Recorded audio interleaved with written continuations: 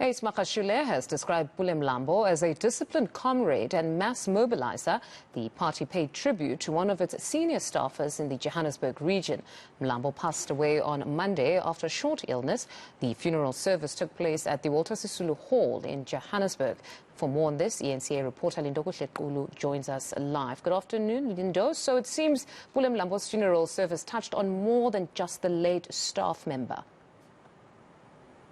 It did. In fact, there were many people that were there, dignitaries really in their ranks of the ANC, represented from the NEC itself, the province of Gauteng, the region of Johannesburg. But more than anything, we also saw some people such as Ace Magashule, Carl Niehaus, and many more just coming to pay their tributes to pay their tribute to Pule Mlambo. And they're saying that this is a person that not only contributed towards the end of his life as a member of that particular Lindokuhle House office, in the office of the Secretary General, but he also contributed towards the ANC's fight for liberation in the country and, of course, its democracy. So they are saying that this is a person who moved from the ranks of being a youth leader to Umkhonto weSizwe, and is a person that really should be given the tributes that he deserves. But more than anything, what was quite interesting was to see many of the people aligned with what is called the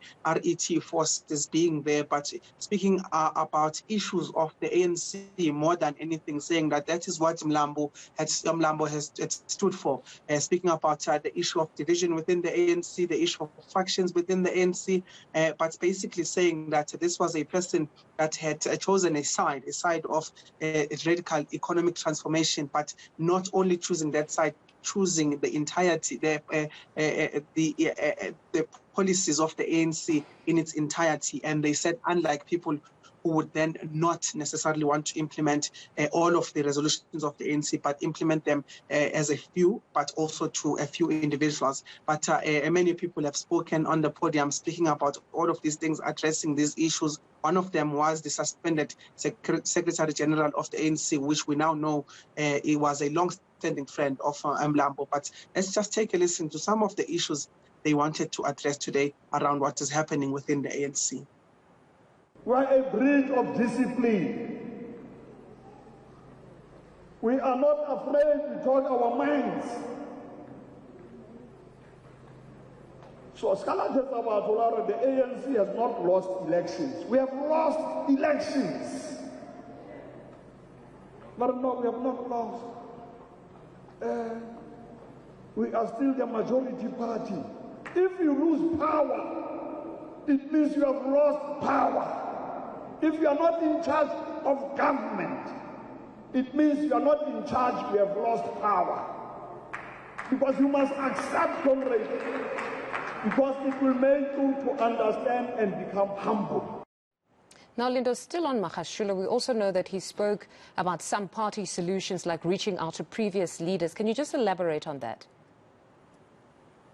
Well, Magashule was very stern and very outright in terms of speaking about the issues of the ANC. But more than anything, he also spoke about the solutions, as you rightfully pointed out. And you would remember, in terms of listening to that particular previous bite, he spoke about the fact that the ANC has lost power in the last local government elections, and projecting it to say that it will continue to lose power if it loses itself. And when he says loses itself, he says that they are out of chart and out of tune with some of their previous leaders and what the ANC stands for. And he says in his own words that the current leaders must in fact be reaching out to previous leaders to get the wisdom and to get the knowledge really of how to steer the ship forward, that is the African National Congress. But he just touched on that, and the one would then draw some inferences in terms of the fact that he might also be mentioning the likes of Jacob Zuma, who of course has been in trouble with the law, but he's speaking about the fact that such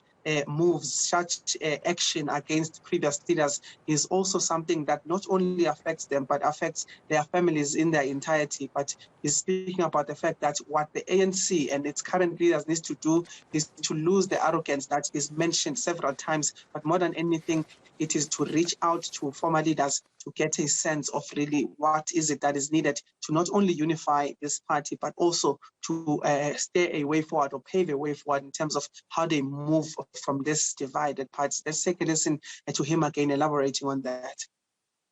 You know, in Gauteng here, there are many leaders. If we talk renewal, comrades, let me tell you what I understand with renewal. If we want to renew the ANC, if we are factions, it means factions must forget about factions. Comrades must work as comrades, and comrades must look at merit and quality of leadership. And we must extend our hands. I must extend my hand to the president of the ANC, Comrade Cyril Ramaphosa. You must extend your hand to President Jacob Zuma. You must extend your hand to Comrade Mbeki, Khalima, and others. You must go to comrades who were there during the years of struggle, in Soweto, in Tshwane, in Ekurhuleni, in the Val, everywhere in South Africa. If you think you have arrived and you don't go and renew, those comrades belong to families.